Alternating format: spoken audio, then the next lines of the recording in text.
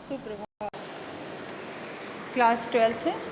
आज हम लोग समाचार पत्र और पत्रिकाओं पे अध्ययन करेंगे।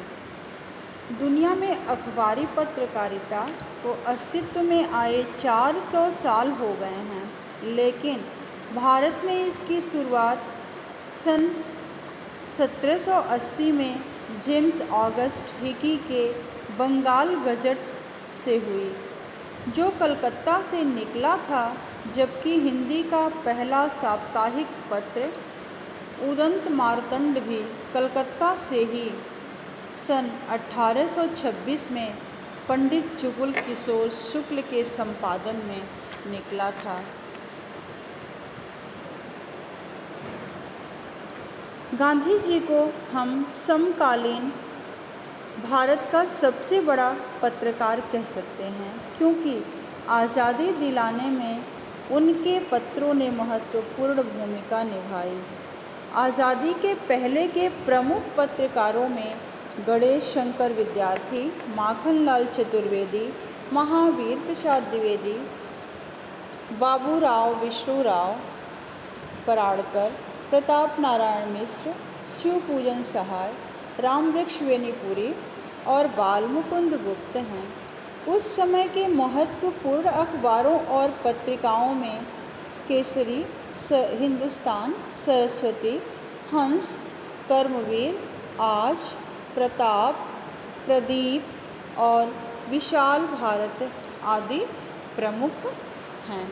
लेकिन जहां आज़ादी से पहले पत्रकारिता का लक्ष्य स्वाधीनता की प्राप्ति था, वहीं आज़ादी के बाद पत्रकारिता का लक्ष्य बदलने लगा।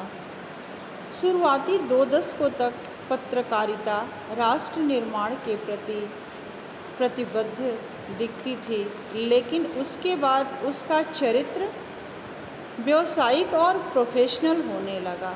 यही कारण है कि कुछ लोग कहते हैं कि आज़ादी से पहले पत्रकारिता एक मिशन थी, लेकिन आज़ादी के बाद वह एक व्यवसाय बन गई।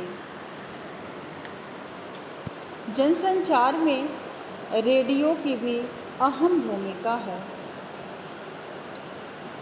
भारत ने 1921 में मुंबई में टाइम्स ऑफ इंडिया ने डाकतार विभाग के सहयोग से पहला संगीत कार्यक्रम प्रसारित किया। 1936 में विधिवत ऑल इंडिया रेडियो की स्थापना हुई और आज़ादी के समय तक देश में कुल 9 रेडियो स्टेशन खुल चुके थे। लखनऊ, दिल्ली, मुंबई, कलकत्ता, मद्रास, तिरुचिरापल्ली, ढाका, लाहौर और पेशावर। जाहिर है कि इनमें से 3 रेडियो स्टेशन विभाजन के साथ पाकिस्तान के हिस्से में चले गए। आज आकाशवाणी देश की 24 भाषाओं और 146 बोलियों में कार्यक्रम प्रस्तुत करती है। देश के 96% आबादी तक इसकी पहुंच है। 1993 में FM की शुरुआत के बाद रेडियो के क्षेत्र में कई निजी कंपनियां भी आगे आई हैं, लेकिन अभी उन्हें समाचार और समसामयिक कार्यक्रमों के प्रसारण की अनुमति नहीं है।